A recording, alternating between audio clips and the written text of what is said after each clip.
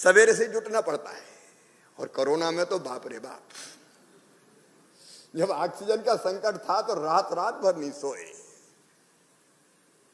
Tanker के oxygen का विशेष tanker होता, उसके ड्राइवर से भी बात कर रहे थे, कहां पहुंचे? बोले साहब उत्तर प्रदेश में पुलिस वाले मिल गए, उन्हें पकड़ लिया कि इधर नहीं इधर रख लो। कितनी तरह की समस्या होती कल्पना नहीं करते, लेकिन ये समस्याएं सुलझाने के लिए तो हमें उसमें धैर्य नहीं खोना। मुक्त संगो अनमवादी, धृति मतलब धैर्य, और उत्साह मतलब कुछ करने की लगन बनी रहेगी। कैसे नहीं होगा, करूंगा करूंगी। इंसान अगर चाहे तो ब्रह्मांड पे भी कमांड कर सकता है, कोई काम असंभव नहीं। आखिर पूरी दुनिया इंसानों ने तो बनाई है, कहां से कहां पहुंच गए हम आज। इसलिए उत्साह और आत्मविश्वास से भरे रहना। बाकी टिप्स जब पूरी ट्रेनिंग लेके आओगे तब दूंगा, लेकिन मैं बाकी बच्चों से बात करना चाहता हूं 10 मिनट। आज लाखों बच्चे सुन रहे हैं, आपने सुना जिनने सफलता प्राप्त की है। पहली चीज इनने कही, मैं फिर दोहराना चाहूंगा। सफलता का पहला मंत्र है आत्मविश्वास, अपने आप पे भरोसा रखना। जो अपने आप पे भरोसा रखता है, भगवान भी उसी पर विश्वास रख करते हैं और उसी को देते हैं। जो अपनी मदद आप करता है वही कुछ कर सकता है। मैं क्या करूं, मैं तो बड़े गरीब घर में पैदा हुआ हूं, मैं तो गांव में पैदा हुआ हूं, मैं तो सरकारी स्कूल में पढ़ा हूं, मैं क्या करूं। तो मौकी मक्खी भी बगल वाले ही उड़ाएगा, फिर तुमसे कुछ नहीं बनेगा। और मैं तय कर लूं कि नहीं मुझे तो करना है, मैं आखिर इंसान हूं। कितने लोग ऐसे हुए। डॉक्टर बाबा साहब अंबेडकर मध्य प्रदेश में महू में जन्म लिया,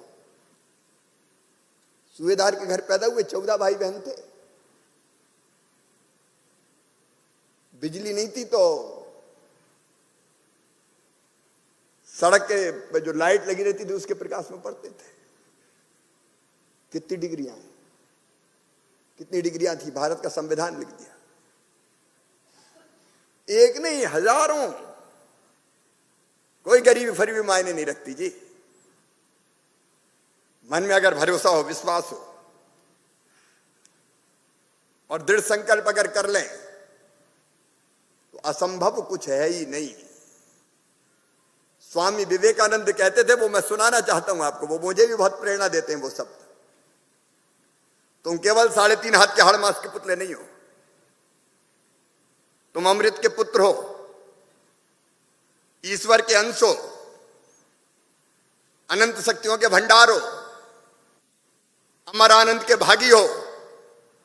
दुनिया में कोई काम ऐसा नहीं कि जो तुम ना कर सको। पहली चीज आत्मविश्वास में करूंगा। मैं जब छोटा था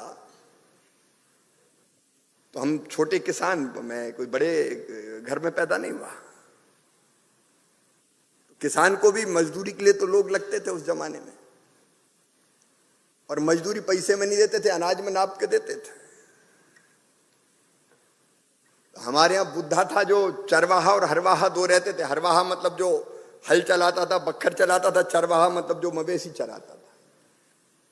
एक दिन देर से आया, उसकी पिटाई हो गई। मेरे मन में बेचैनी कि ये कौन सा न्याय है। तो मैंने गांव में ही आंदोलन किया था, और किसानों के जो मजदूरी कम मिलती थी पाई से, वो मेरा पहला आंदोलन था।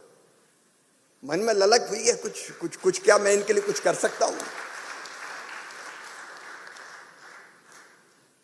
और जब पहला आंदोलन की कहानी भी पूरी सुनाऊंगा तो मैंने मजदूर इकट्ठे किए। मैं 7वीं में पढ़ता था।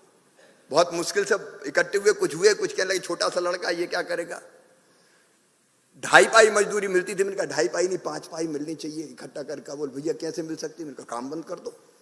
कौन से काम करवाएंगे। तो बोल काम बंद करने को हो जाएगा। मैंने कहा करके देखो।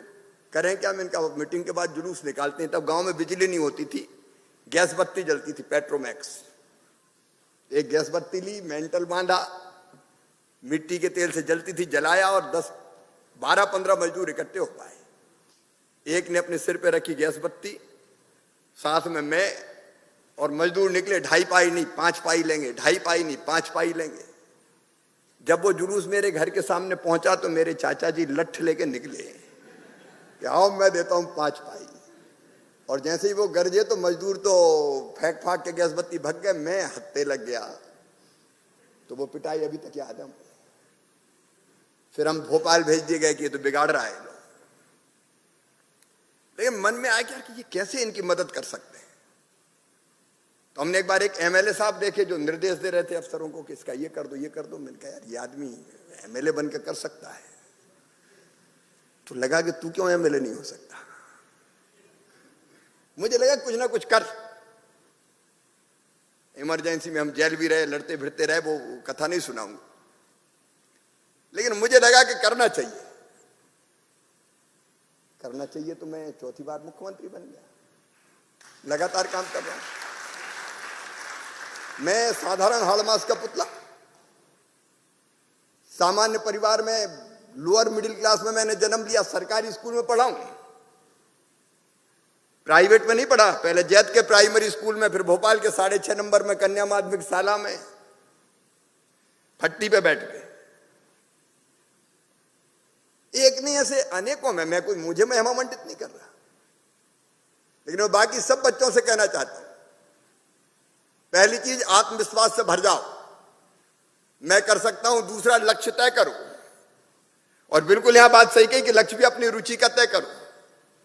और मां बाप से भी, माता पिताजी से मेरा निवेदन है, बच्चों पर दादागिरी मत करो, उनको अपना रास्ता चुनने दो।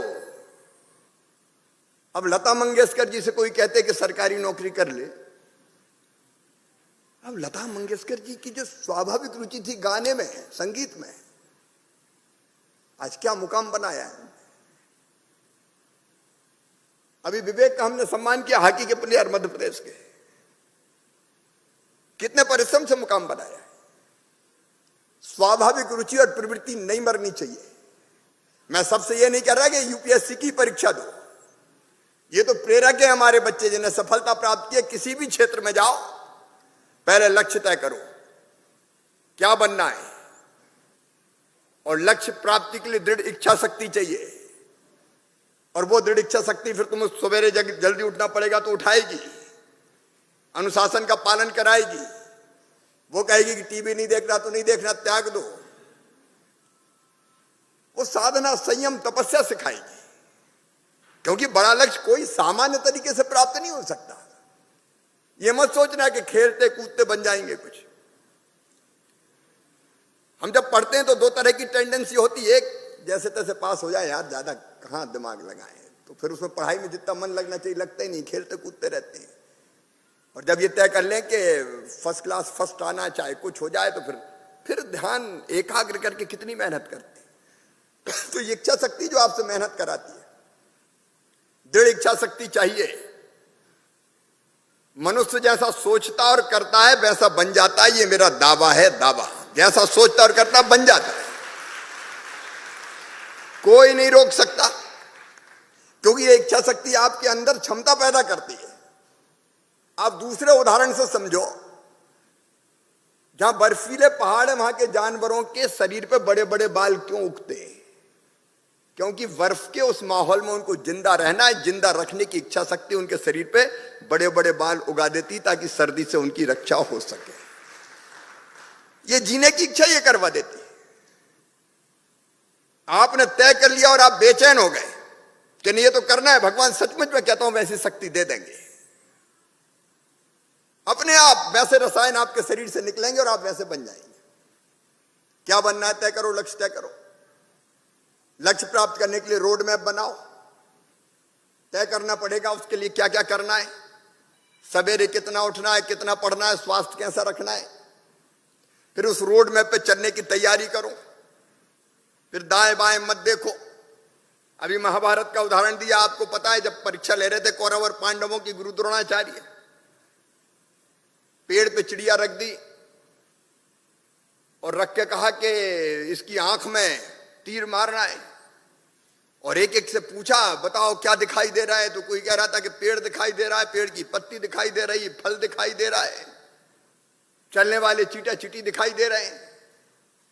अकेला अर्जुन था जिसने कहा कुछ दिखाई नहीं दे रहा, मुझे केवल चिड़िया की आंख दिखाई दे रही, मैं और कुछ नहीं देख रहा। तो वो जो रोड मैप बनाया उस पर चलो, सफलता मिलेगी ही। यूपीएससी की तैयारी करो, पीएससी की तैयारी करो, आईआईटी की एंट्रेंस एग्जाम की तैयारी करो, नीट की तैयारी करो, जेईई मेंस की तैयारी करो, अलग अलग कई क्षेत्र हैं, चिंता मत करो, अलग अलग फील्ड भी देखो, मौसम विज्ञान, मनोविज्ञान, आर्टिफिशियल इंटेलिजेंस, मैनेजमेंट, रिसर्च और डेवलपमेंट, अनेकों भाषा की पढ़ाई, योग विज्ञान, startup, hotel and hospitality, travel and tourism, संगीत, कला, इतिहास, खेल, social work, rural development, food processing, packaging, robotics, design, craft, theatre art, digital marketing, आपदा प्रबंधन, cyber crime and forensic science. कितने क्षेत्र खुले हैं। करने वालों के लिए काम की कमी नहीं है। तय करो क्या बनना है। और एक वचन में आज आपको देता हूं, जैसे सहयोग की आवश्यकता होगी, पहले भी हमने कई तरह की योजना बनाई है। विवेकानंद कैरियर काउंसिल, मुख्यमंत्री मेधावी विद्यार्थी योजना बीच में बंद हो गई थी, मैंने फिर चालू कर दी। विदेश के लिए भी, विदेश में भी अगर जाके पढ़ना है तो उसके लिए भी छात्रवृत्ति। कई ऐसे बच्चे थे जो कमरे का किराया नहीं मिलता था, हॉस्टल में जगह नहीं मिलती थी, तो उनके लिए मुख्यमंत्री छात्र गृह योजना। उन योजनाओं को गिनाना मेरा लक्ष्य नहीं है, आप तो निकाल लो उनमें से। और चिंता मत करना, नई बनानी होगी तो मामा बना देगा, उसकी भी परवाह नहीं है। अगर जरूरत पड़े कि बच्चों को आगे बढ़ाने के लिए कुछ और करना है। अभी मुख्यमंत्री उद्यम क्रांति योजना बना रहे, जिसमें जो उद्योग खोलना चाहे उनको सरकारी गारंटी पर लोन मिलेगा, और लोन में भी इंटरेस्ट सब्सिडी रहेगी। उसके बारे में मैं आज विस्तार से नहीं बोल रहा। ग्लोबल स्किल पार्क बन रहा है भोपाल में। हम अगर काम सीख गए, स्किल्ड मैन पावर चाहिए, तो दुनिया में कहां काम की कमी है। और इसलिए मेरे बच्चों जो मुझे सुन रहे हैं, किसी को हताश होने की जरूरत नहीं है, किसी को निराश होने की जरूरत नहीं है। अपना मार्ग तय करो, अपना लक्ष्य तय करो, मार्ग बनाओ, आगे बढ़ो। जिस भी प्रकार के सहयोग की आवश्यकता होगी, वो हर संभव सहयोग, आपको हर संभव सहयोग करने का प्रयास किया जाएगा। और मैं एक अपील और कर रहा हूं कि इस संबंध में अगर आपके सुझाव हो कि हम कैसे प्रवेश परीक्षाएं हो, चाहे और किसी तरह का सहयोग हो, यूपीएससी हो, पीएससी हो, इनमें प्रारंभिक परीक्षा भी जिनने उत्तीर्ण कर ली हो, उनको किस तरह के सहयोग और सरकार को करना चाहिए, आप सुझाव भेजें। मैं सुझाव आमंत्रित कर रहा हूं, और अपने सुझाव mygov.in पर अवश्य भेजिए। अपने बच्चों की वित्तीय सहायता से लेकर अन्य प्रकार के सहयोग की जरूरत होगी तो हम जरूर करेंगे, उसमें कदम पीछे नहीं हटाएंगे। लेकिन सबसे बड़ी मदद, अपनी मदद आप खुद ही करेंगे। जब आप चाहेंगे तभी होगा। और इसलिए मैं आप सबको उज्जवल भविष्य की शुभकामनाएं देता हूं। अनंत आसमान है उड़ने के लिए, लंबी उड़ान भरो और बड़ी सफलता प्राप्त करो। कई बार जब बच्चे मुझे मामा कहते हैं तो दो भाव मेरे मन में पैदा होते हैं। एक मामा का मतलब जिसके मन में भांजे भांजियों के लिए दो दो माँ का प्यार हो, वो मामा। लेकिन आज मैं और सोच रहा था, एमए मामा, और मामा एम से मतलब है मेंटोर। मैं चाहता हूं कि मैं तुम्हें सही दिशा दिखाने में मदद कर पाऊं और प्रेरित भी कर पाऊं। ऐसे मुझे लगा अवेलेबल, ज्यादा से ज्यादा उपलब्ध रहो। अगर वैसे नहीं तो सोशल मीडिया के माध्यम से, आधुनिक टेक्नोलॉजी के माध्यम से। और एम से, दूसरे एम से मतलब है मोबिलाइजर, जो सभी सुविधाओं को जुटाने में भी मदद करे। और ए से मतलब है एफिनिटी, जो अपने भांजे भांजियों से प्यार करे, आत्मीयता रखे, लगाव रखे। और इसलिए मैं इस दिशा में हर संभव प्रयास करूंगा सरकार की तरफ से कि अपने बच्चों को हम लक्ष्य प्राप्ति में सहयोगी हो सकें। लेकिन मैं फिर अंत में कहता हूं, जैसे मेरे ये बेटा बेटी बैठे हैं, इनने खुद मेहनत से सफलता प्राप्त की, आपको खुद लक्ष्य तय करना पड़ेगा, दृढ़ निश्चय करना पड़ेगा, रोड मैप बनाना पड़ेगा, उस पर चलना पड़ेगा। सफलता आपके कदम चूमेगी। क्योंकि एक कविता जो मुझे बहुत अच्छी लगती है, एक आपके लिए कहूंगा, एक गाना मुझे बहुत अच्छा लगता था, मैं खूब गाता था पहले। अपने लिए जिए तो क्या जिए, तू जिए दिल जमाने के लिए। पता नहीं पुराना गाना है, आप लोगों ने नहीं सुना होगा। अपने लिए जिए तो क्या जिए, जीता तो वो है जो देश के लिए, समाज के लिए, औरों के लिए जीता है। और एक कविता जो मुझे अच्छी लगती है, वो जो मुझे सुन रहे बच्चे, उन सबको आज सुनाना चाहता हूं। आप सबने सुनी होगी, अटल जी की कविता है, लहरों से डरकर नौका पार नहीं होती, लेकिन कोशिश करने वालों की हार नहीं होती। अब इसकी पंक्तियां सुनना। नन्ही चींटी जब दाना लेकर चलती है, चढ़ती दीवारों पर 100 बार फिसलती है। मन का विश्वास रगों में साहस भरता है, चढ़कर गिरना, गिरकर चढ़ना ना खरता है। आखिर उसकी मेहनत बेकार नहीं होती, कोशिश करने वालों की कभी हार नहीं होती। ऐसे थोड़ी, जोर से बोलो ना, कोशिश करने वालों की। डुबकियां सिंधु में गोताखोर लगाता है, जा जाकर खाली हाथ लौट कर आता है। मिलते नहीं सहजी मोती, गहरे पानी में बढ़ता दुगना उत्साह। इसी हैरानी में मुट्ठी उसकी खाली हर बार नहीं होती, कोशिश करने वाले की कभी हार। असफलता एक चुनौती है। अगर कभी असफल भी हो गए, चिंता मत करो, फिर प्रयास करो, ट्राई अगेन। असफलता एक चुनौती है, स्वीकार करो। क्या कमी रह गई देखो और सुधार करो।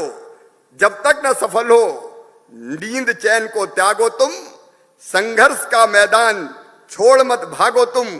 कुछ किए बिना ही जय जयकार नहीं होती, कोशिश करने वालों की। बहुत बहुत धन्यवाद।